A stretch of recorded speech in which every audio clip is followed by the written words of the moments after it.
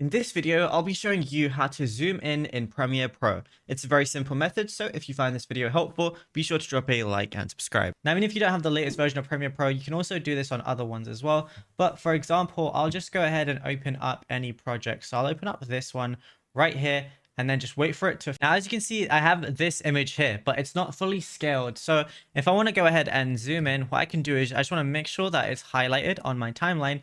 Then go up to effect controls and I'm going to see scale as one of the options. Now I can just scale it up as much as I want. Then I can change the position as well. So I can go left to right with this side. I can go up and down with this side. So if I want to focus on the car, I can just go over here and just change these.